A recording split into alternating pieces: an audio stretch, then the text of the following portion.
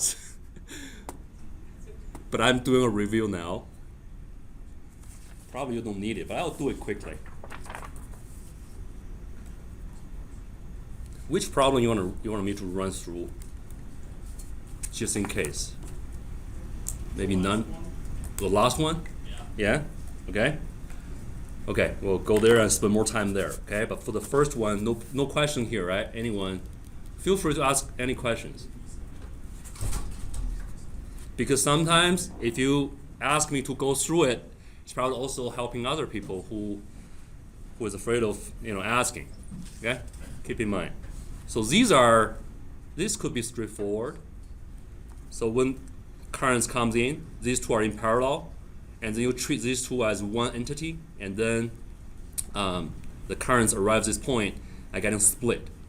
Okay, so 1, 2, 3, these three are in series, and then in parallel with this guy. Okay, that's it for this one. For this one, comes in, split into two branches, one here, and the three inductors are in series, and the series inductors are in parallel with this one, and eventually in series with this one. Okay, so 1, 2, 3.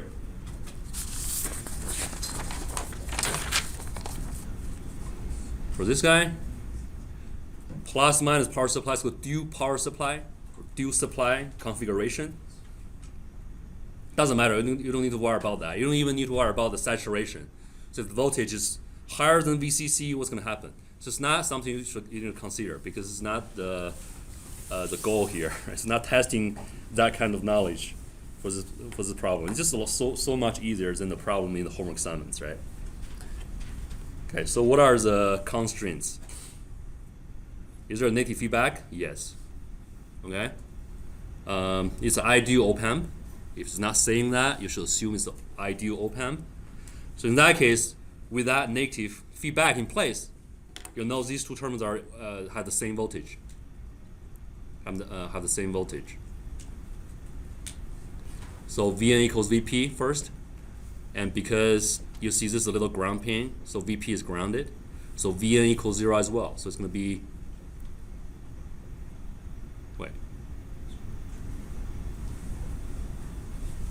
based on the label in the diagram on the right, the equation do we to use solve the ideal op-amp. So the expressions you use to solve the problem. So is this correct? Yes, because it's negative feedback, right? Is Vp 0? Yes. Oh no, because it didn't tell you what Vp is. This is 0 volts, but there's a voltage difference of Vp. You know what I mean? Okay, it's not necessary to be 0 here. So Vn is 0, Vp is 0, nope, we don't know. Nobody tells you. It's like a voltage drop, right? So this little thing is called Vp. And this little thing here is called Vn. Okay? So nope. What about In? Yeah, there's no current getting into the op-amp terminals. So yes.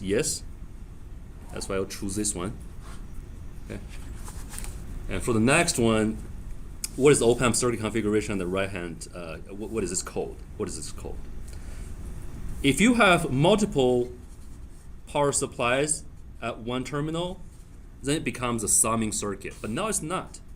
It's not summing. It's different. It's a differential. It's differentiating.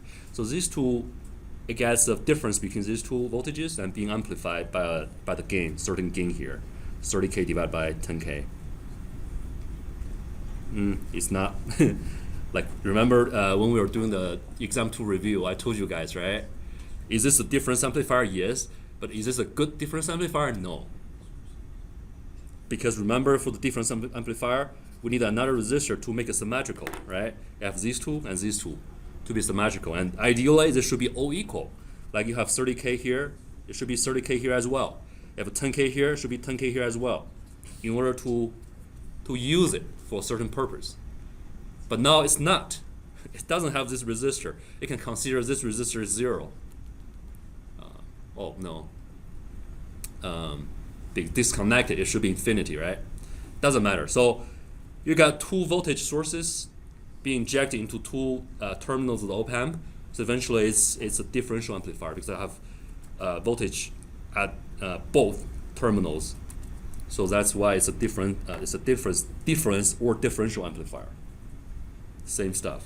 Difference or differential amplifier. What is the node voltage at VP? VP. No current, right? So the current is 0. That's why there's no voltage drop. So the voltage here compared to ground is negative 4.5 volts. So because there's no voltage drop, the voltage here will remain at negative 4.5 volts. Okay? There's no resistor here. What's the node voltage at Vn? Because there's a negative feedback, so the voltage here will be mirrored to Vn. So if you are getting negative 4.5 here, it's going to be negative 4.5 here as well.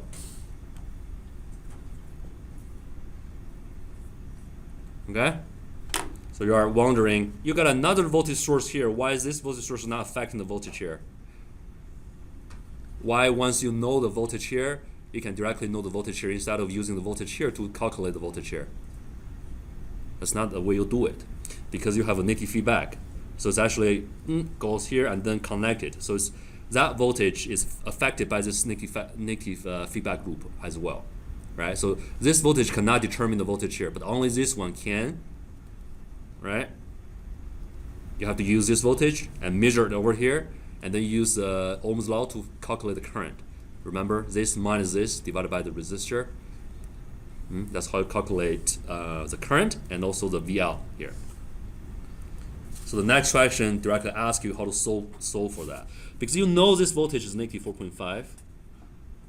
Okay, so you can use KCL to list the equation.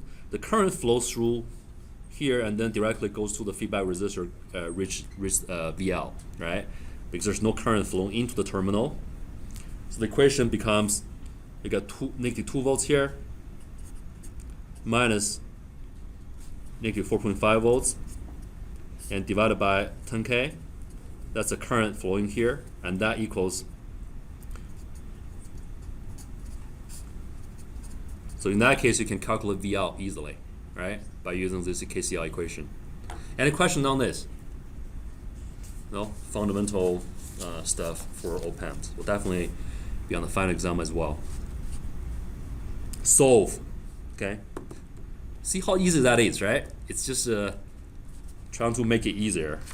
So it has a problem. When I was working on it during the exam, you guys were working on the exam during that 17 minutes, but I was also working on it, try to see if I can get it right. So I was calculating, use the integration to calculate try to calculate the voltage, and I was not able to reach the same answer here because I didn't plug in T over here. I was directly getting T into it and try to find out the final answer.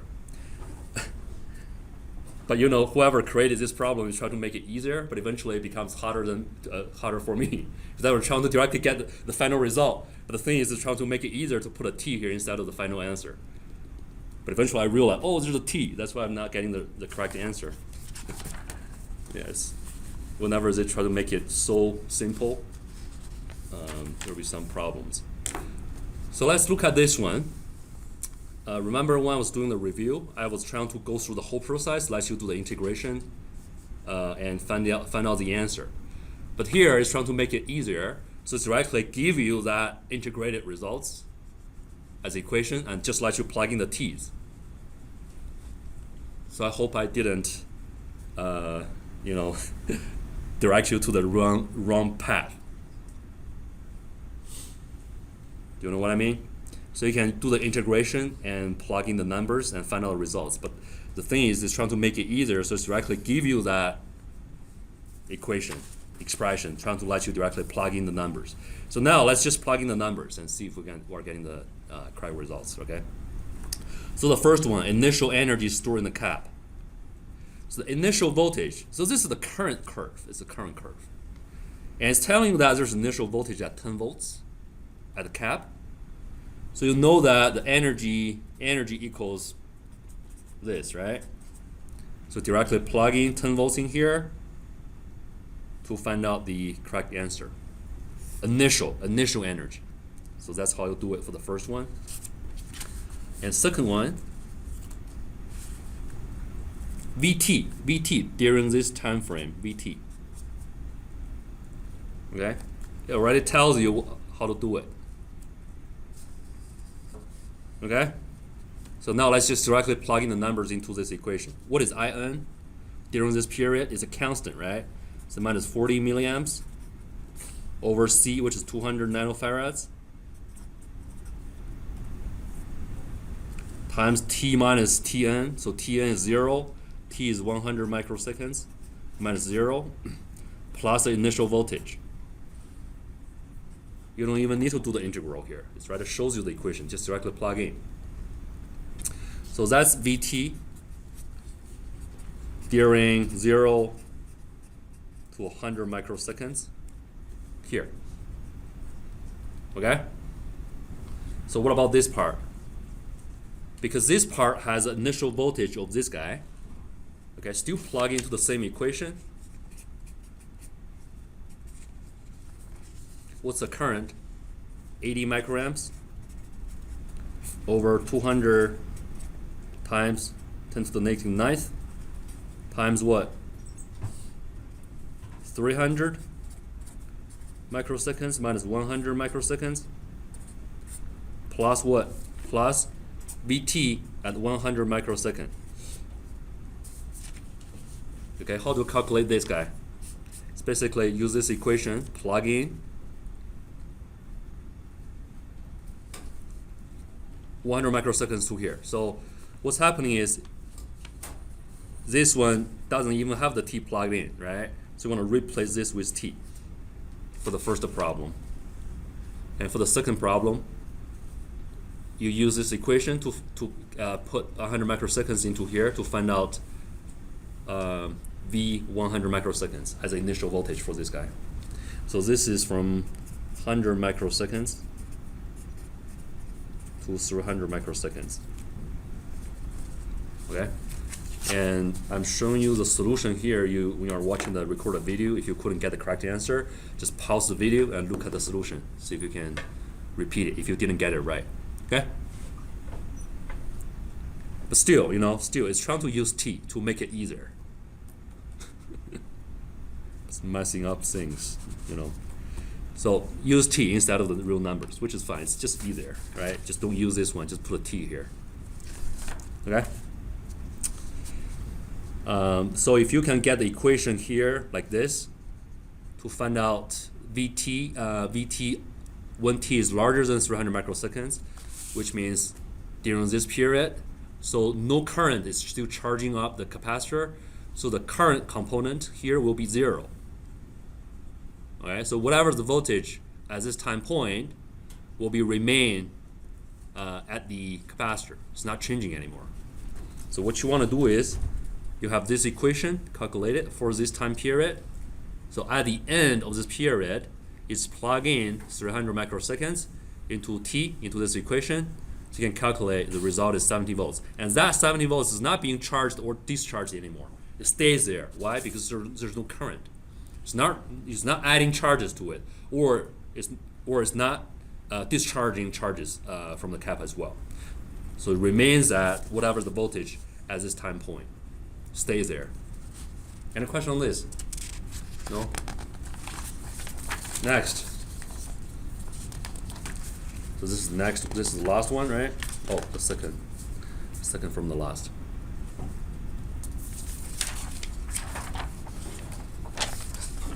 Natural response. First time you look at it, you know it's a natural response. Why? When the switch is open, you want to have this guy stay there. Okay. So what's the natural response equation? Vt equals the initial times the attenuation factor here, RC, right? Okay. So before we close it, what's the voltage here stored here? So we're getting a circuit like this.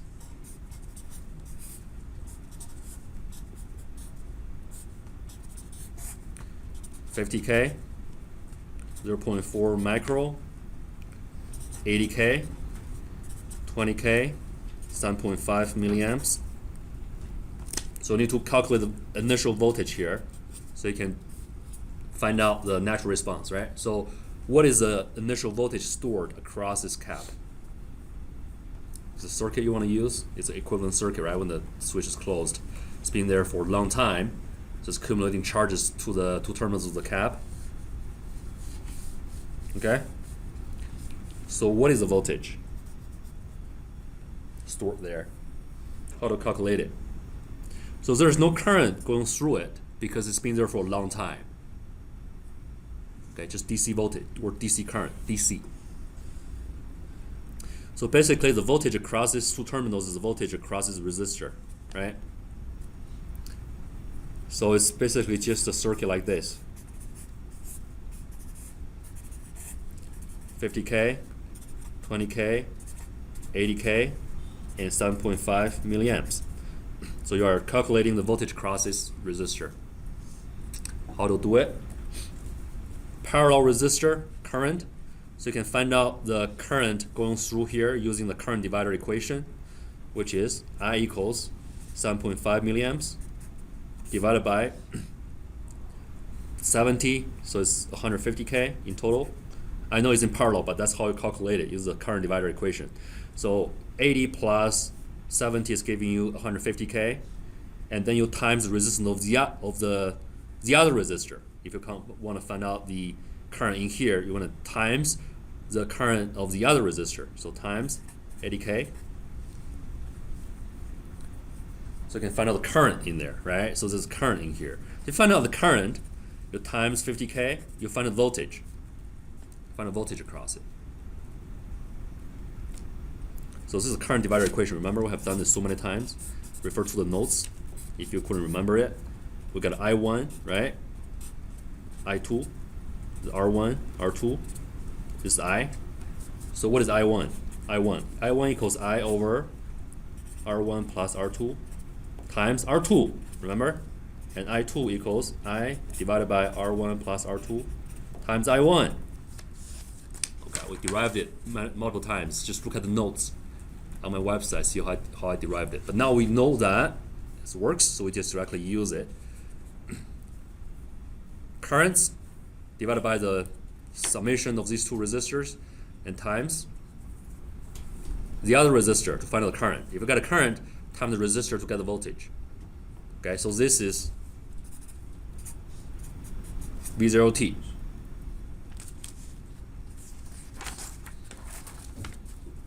Now let's go to the last problem.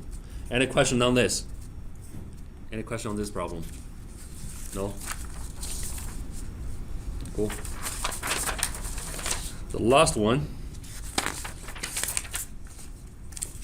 So especially under the topic of the complex power, AC power, this could be confusing sometimes.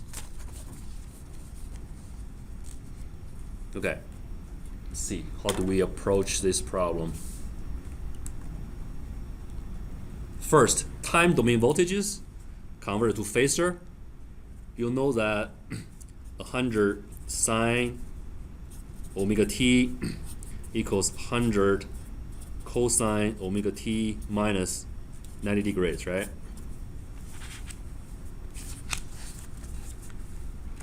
Yeah, when I was at school during my undergraduate study, I also hated the phasors and angles as well.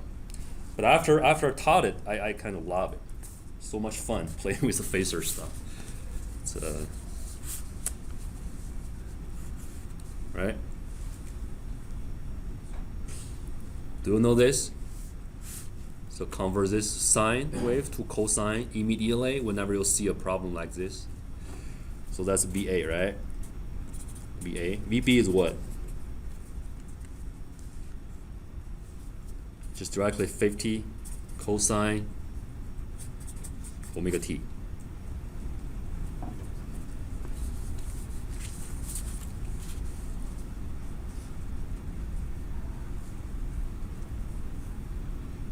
So what's next? Convert the inductors and capacitors into its impedance. So this is J omega, so ZL equals to J omega L, which is J 10,000 times 4 milli. It's giving you 0.4 J. Okay, 0.4 J. And for ZC equals minus J over omega C, which is minus J over 10K times 5 micro, which is, so we got 4 zeros, 2 zeros left from the top, the 2 zeros, 0.2 is 20, minus 20J. Is that correct? Yeah, minus 20J. Is that 40J? Really? 40J? Oh, 40J, sorry. Yeah. See, if I took the exam, I'm gonna fail. Minus 20J.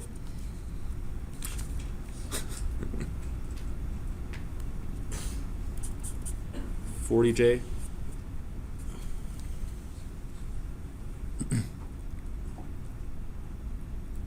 $40J minus 20J. So node voltage method is actually better than mesh for these complex problems. Easier, calculation-wise, algebra-wise. You assume a voltage here, V1. So VA minus V1 over 40J.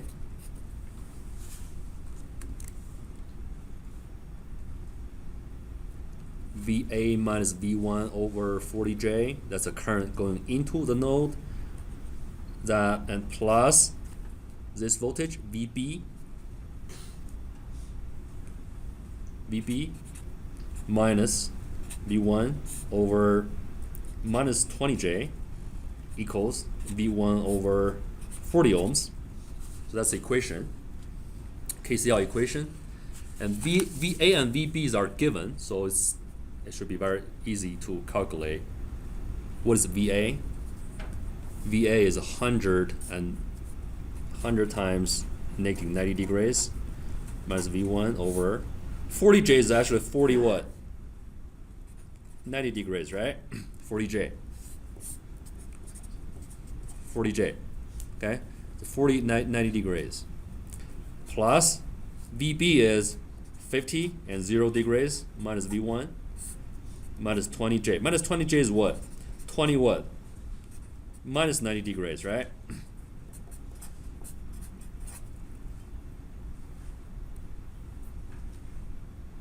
Any question on this? 20J minus 20J is over here. So the amplitude of this bar, remember what's a phasor? Phasor is a rotating bar. So the bar, this bar's magnitude or amplitude is 20. Okay? And the angle is negative 90 degrees. That's why it's 20 negative 90 degrees. That's why phasor is so interesting and so fun to play with, because it's so simple, making things so simple. Right?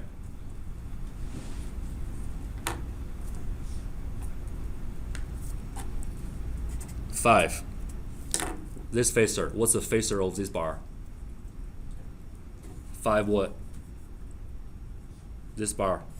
5 what?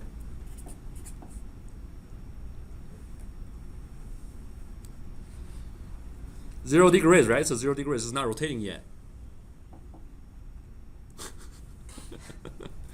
Oh, you didn't make this problem? Didn't make it? Okay. Now let's calculate this one. See, the problem in this class is the way they manage it doesn't have a feedback mechanism. Remember the first time I was trying to do in-class exercise? So the first time I did it, because students didn't know what the consequence was, so they all came. Remember the attendance was so good the first time I did that in-class exercise. So, but after that, people stopped coming because they know doesn't matter. There's no consequence of not taking that in class exercise. So the ideal case, I think, if anyone in the future can, I mean, the materials and Pearson, no problem with that. I think the pace, they can always adjust the pace to make it more reasonable. But the only problem for this type of teaching and course, the way they organize it, is there's no feedback. I think in the future, if I'm teaching this again, I still won't be allowed to do quizzes in class. That's just sort of a policy. But the best way to do this is giving in-class exercise, even though it's just like a super simple natural or step response to you guys, and I collect it and grade it and give it back to you, so we can form that feedback mechanism. But now we just don't have it. It's bad for everyone, actually. It's bad for me because it seems like I'm not teaching really well, and bad for the students are not coming. They think I'm not teaching well, so they stop coming. And they don't learn well as well, eventually.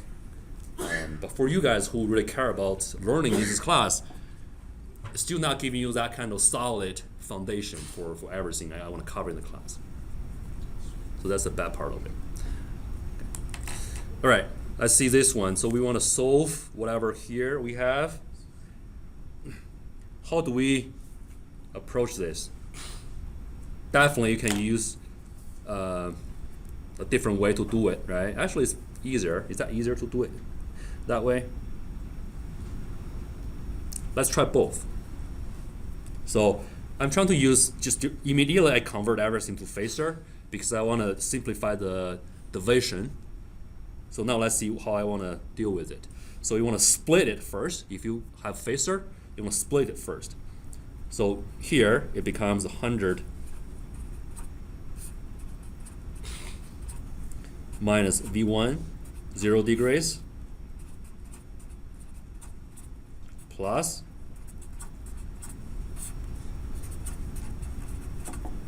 minus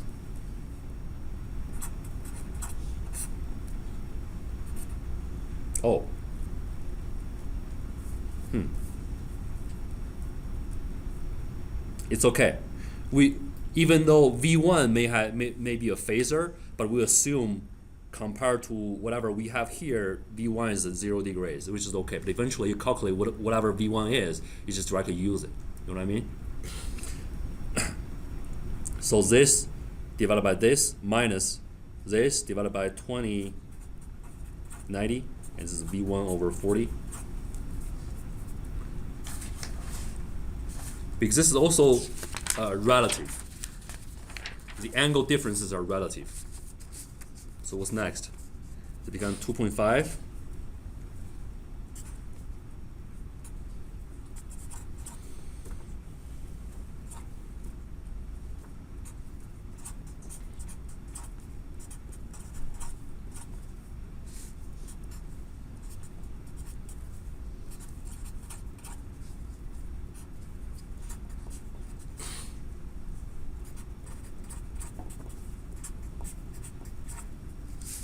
Like this, right?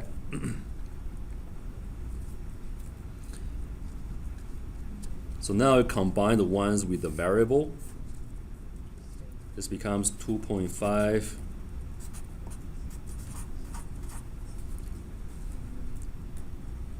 You know the good thing about this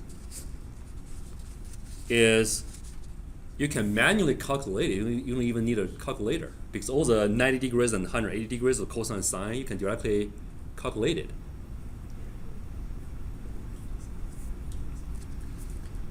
Plus 2.5, 90 equals, move everything to the right. Move everything with the V1 to the right. So it becomes V1.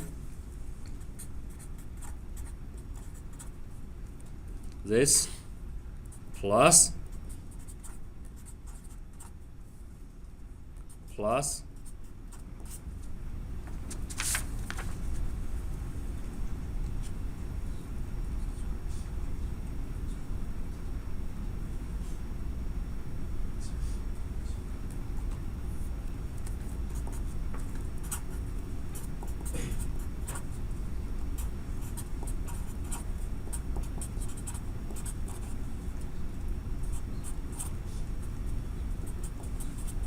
so you can combine these two, right?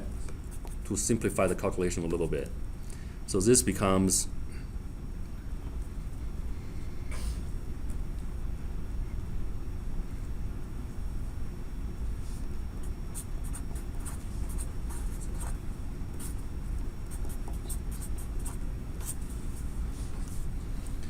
Why? Because this minus this is minus 1 over 40. This minus this is minus 1 over 40, and keep factor out this negative 90 degrees, and eventually that two minus signs will be cancelled to each other. So eventually you are getting a positive 90 degrees with 1 over 40, right? And plus this guy, move it here. And this part, this is 2.5J, right? But now let's just keep using phasors. I will show you how to use a calculator real quick.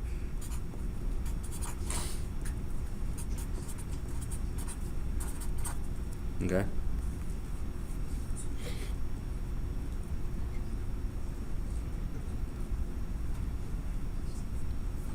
So what is this asking?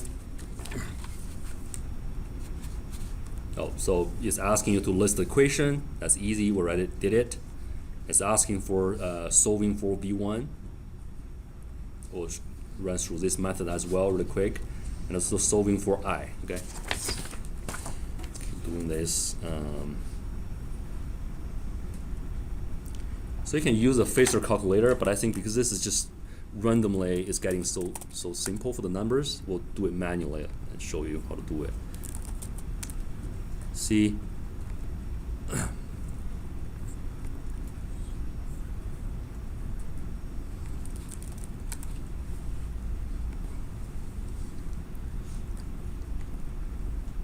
Right, phasor math, you put the real and angle. So for example, 2.5, and the angle is negative 180.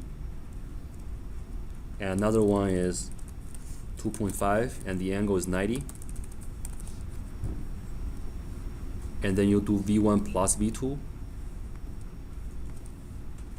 So that's 3.5 with 135 degrees.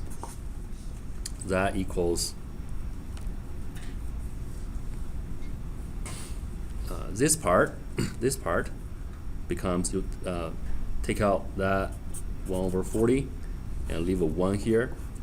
So that becomes 1 plus that.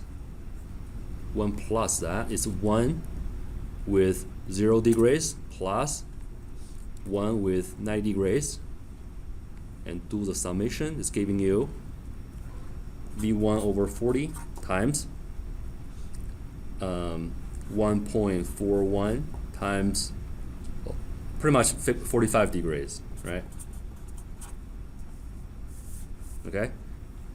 Then you can calculate V1. V1 equals the whole thing here being moved to the left side of the equation. So it's 0.5, 135 degrees times 1.41 over 40 times 45 degrees. And that equals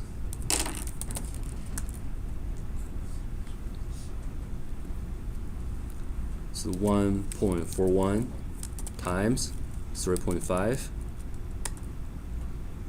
and divided by 40.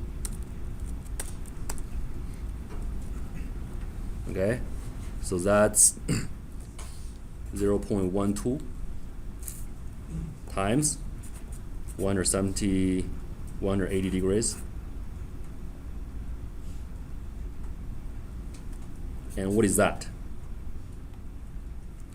So 0.12 times cosine 180 plus j sine 180. Okay?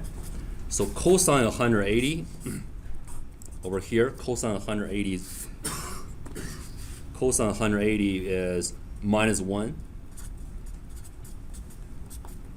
Sine 180 is 0. Okay, 180 is over here, right? Cosine is minus 1. And sine is 0. So it becomes 0 minus 0.112. Make it right.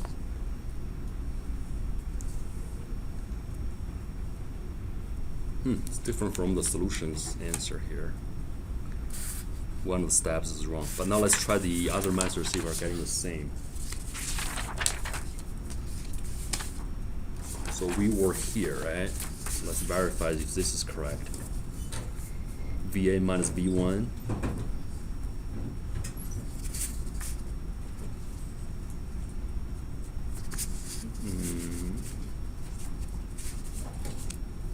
V1 over 40 plus. Yeah, there's nothing wrong with this, right? So it's VA minus V1 divided by that. VB minus V1 divided by that plus. Okay, so this is right. And this becomes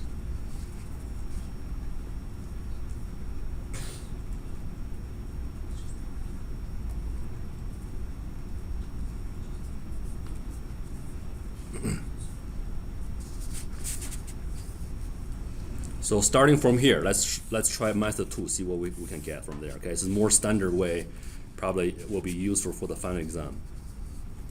If we just use a complex number instead of phasors, what is VA? VA is this guy, right? So this guy is what? Minus 100J, right?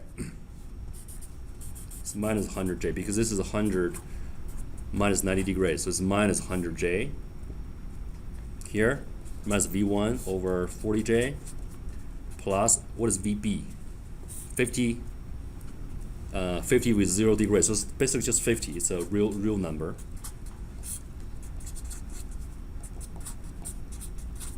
Okay, like this. Yeah, because the impedance here is pretty easy. That's why eventually, if you use these complex numbers, well, probably the calculation will be easier. Okay, what you want to do next? Times 40J on both sides, probably. Times 40J. It's giving you what? Minus 100J minus V1. Because times 40J is giving you minus 2, right? Cancelled. It's giving you minus 2. So that becomes minus 2 times 50 minus V1 equals V1. 40J, 40 is cancelled, so V1J. So it becomes negative 100J minus V1 minus 100 plus 2V1 equals V1J. So minus 100J minus 100 plus V1 eventually combined. So it's getting you minus V1 plus V1J. This is correct. Times 40J times 40J are getting minus 2, 40J, have a J left, and this minus this, correct. Minus 100 plus 2V1, okay, correct. This one minus 100, this combined got you 1V1, move to the right, 1V1 plus V1J, that's correct. Okay, so this becomes minus 100J minus 100 equals V1 J minus 1, right? So V1 becomes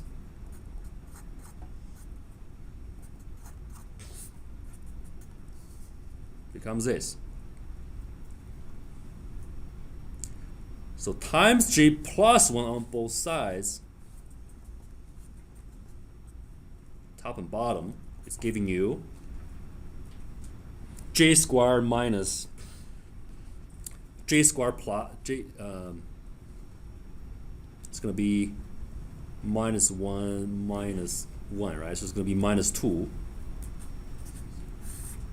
And on the top, it becomes 100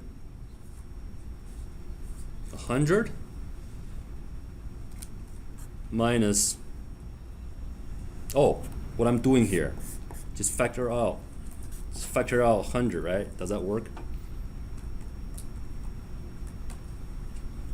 Let's make it easier. Next. So V1 equals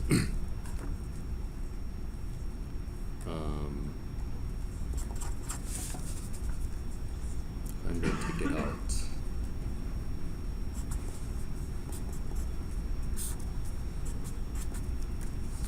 this to this. Take out 100 minus 1 plus this.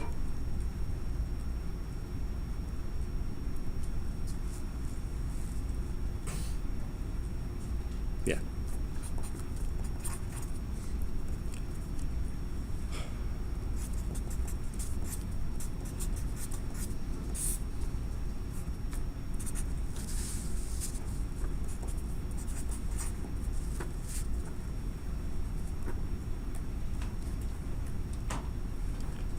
So this is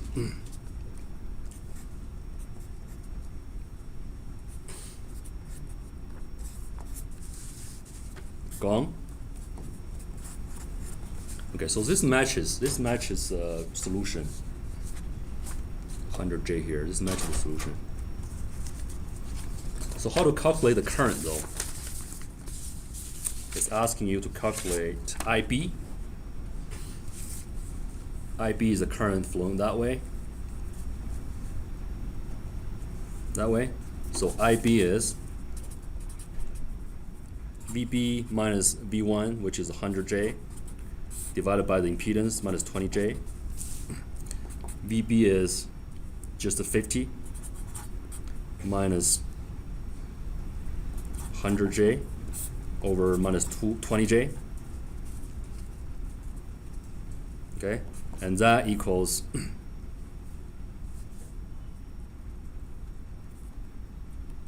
minus, so how to convert it? Times J on both top and bottom.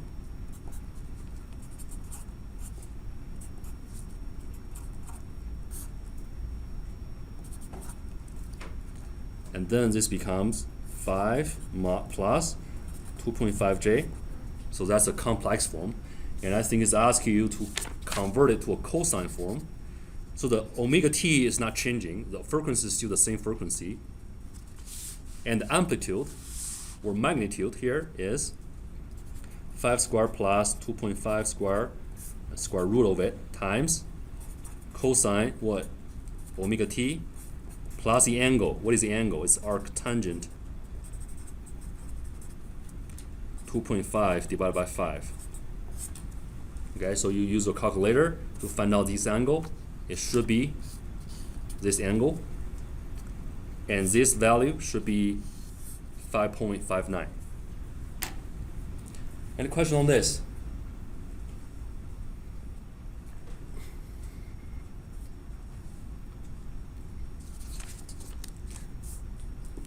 So during the final exam, if you see a similar problem like this, what you want to do is,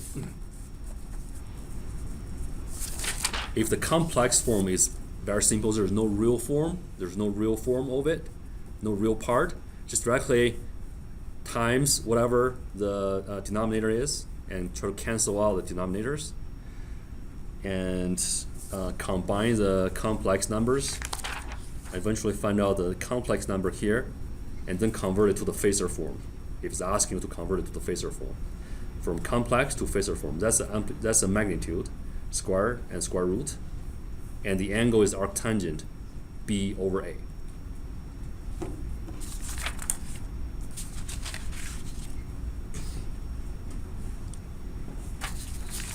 Okay, any question on this? No?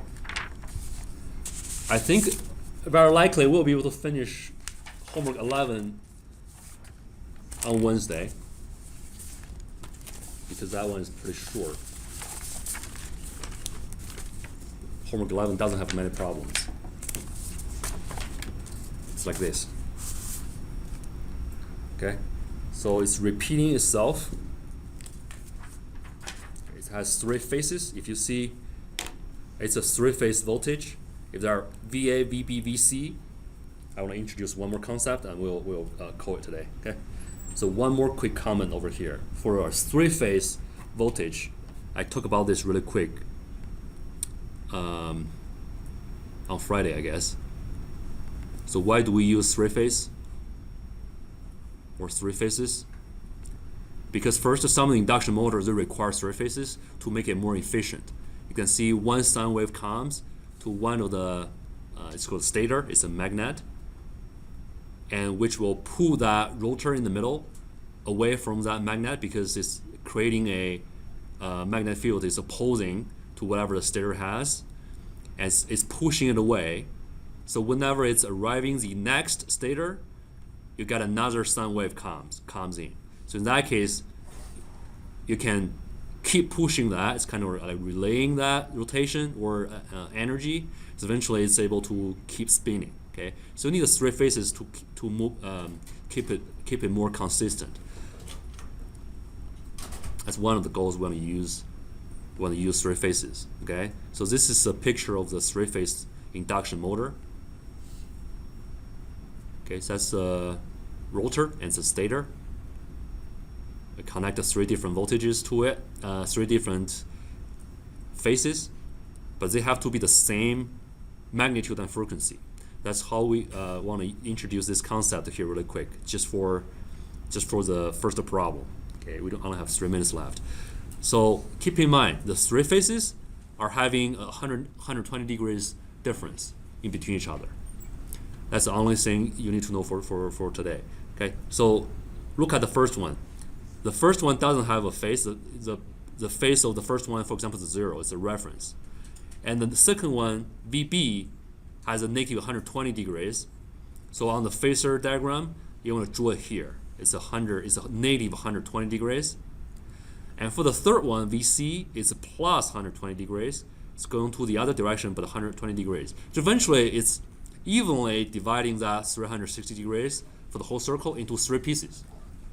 So it's evenly distributing that 3 phases, but they have to have 120 degrees difference between the 3 voltages. And second, they need the same frequency. So it has to be, if it's 377 for the first one, it has to be the same frequency for all the rest.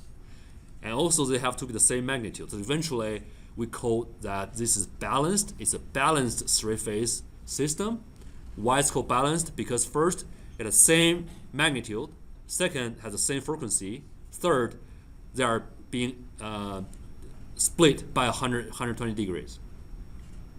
So understanding this, you'll be able to work through, I think, 40% of the problems. It's just asking you, like, for example, if this is provided, okay? You have to convert the sine to cosine in order to find out if they are balanced, right? Check out the frequency, check out the phase, check out the magnitude, see if they're balanced.